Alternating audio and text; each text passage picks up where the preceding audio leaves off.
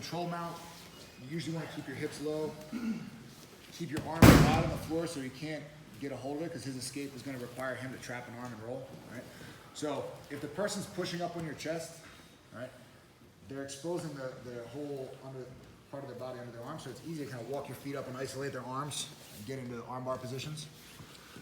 But so people don't usually do that unless they just started, right? So when somebody's protecting like this, first thing you're gonna do is gonna wrap around the neck and try to get your shoulder in really tight to the neck. Put some good pressure on their face with your shoulder. Your other hand is gonna come under the elbow, okay? So all you need to do is get your wrist under the elbow here, right? Once your hand's under the elbow, you're gonna press your hand to the floor and then use your legs and your hips to start pressing your body forward to bring his elbow away from his body. Right? So make sure your hand stays on the floor. So every time I move his elbow like an inch away from his body, I put my hand on the floor and I walk my hands. That'll sort of wiggle his arm out further, right? If I need to, I can straighten my arm out, lower myself, press some more, walk. You want to walk your arm up in an arc as far as you can. And then you're going to walk it across, right?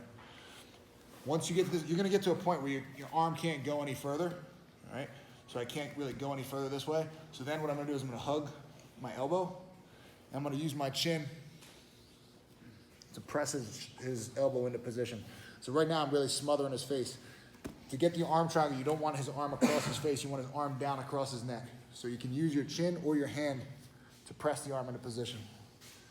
All right, so you're never gonna release. You're always gonna, if I move my head, I put my hand in place. If I move my hand, I put my head in place.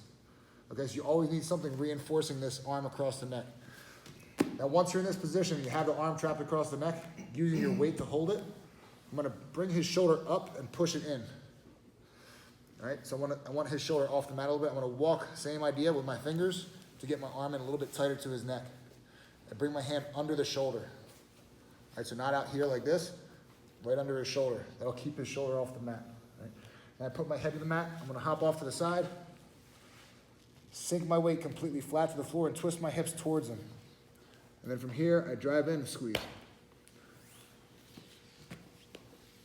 And again, like I said the other day, don't be too concerned if you're just squeezing people's faces right now. It takes a while to develop the sensitivity to get this choke right. All right, so arm around the neck, fingers in the armpit, and good pressure on his face with your shoulder. This wrist comes under the elbow and press with your body to bring the elbow up. Start to walk your fingers. All right, adjust, use your body a little bit, walk your fingers, your body. Your fingers go as far as they can up, and then as far as they can over. Right? Sometimes the person will put their arm in place for you, make it easy. But usually the person knows what's going on. Their arm will get stuck right here. Hug, use your chin to wiggle your head into position, and then start to pull everything back across his neck. All right? Once I have his arm trapped, I lift the shoulder up, walk my fingers in tight again, curl my arm in tight, right under the shoulder, lock my grip, head down, and then from here I'm gonna hop off to the side. Hook your foot in the hip so you can push the hip away. Remember, drop your hips to the floor and twist your hips towards them. You guys got it? 1, 2, 3. Again, palm up. One of the most important things is that once you get your knee to this position is that you pull up on the head and you gotta get your knee around his shoulder, okay? So look at the angle I'm at. I'm facing like over to this corner. Once I get around his shoulder, I'm facing completely to the side, right? And I was saying to pull up on the elbow here. Put your elbow on the floor. So if he's got his elbow on the floor, I don't need to pull it all the way to here. All I need to do is clear enough space to swing my leg under. And then I can let it go. And now it's gonna be easy to pull across, right? This is a slower, more controlled armbar. So a lot of times it gives the person a chance to lock up a strong defense like this. But because my leg's not over his face, he can't get this hand in the right position. So it makes it easy once I switch my arms to grab his wrist and pull it to the other side. Now he can't defend. I can pull it to the side and pin it with this hand. Now he has no way to defend his arm. And it's easy to catch, right? So keep going. Just make sure that when you get your knee to the shoulder, that the next step is to turn your knee around the corner.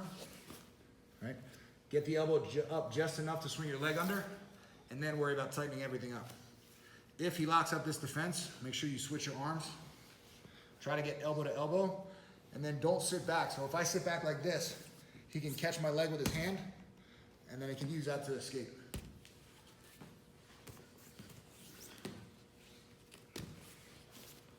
So if you see the person doing this defense, before you bring your leg over, grab the hand, pull it over your hip, trap it with your hand, lean forward, bring the leg over. You don't even need to sit back if you want from here. You can just bring your knee to the face, pull it up.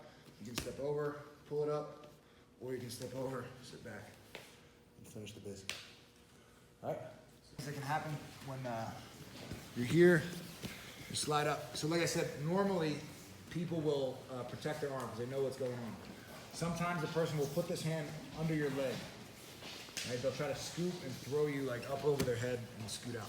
Right? So as soon as somebody reaches their hand down there, or even if they're being lazy and the hand's like on their chest when you're in this position, you're gonna pull up on the head and your leg's gonna take a big circle, but I need to clear some space for my knee to fall. So all my weight's on my right, I pull up, I swing the leg over the shoulder, and as I curl it around the neck, I drop my knee down and lock my feet on the other side. So I shift my weight from one knee to the other, then from here it's a fairly easy finish if you squeeze. All right, so from this position you pull up, the person's hand is either being lazy, they might be pushing on your knee,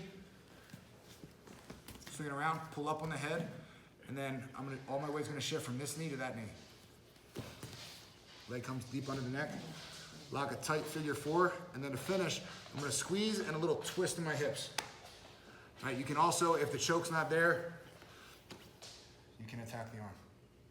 All right, you can also, if the person he rolls up on top, you just end up in a regular triangle. All right, one more time. We get to this position, the person either pushes on your leg, he reaches under. Shift your weight. You need to shift your weight in order to let your feet move in a position. Lock it up and squeeze. Or you can finish armbar, or you can continue to roll and finish the triangle. All right, 1, 2, 3.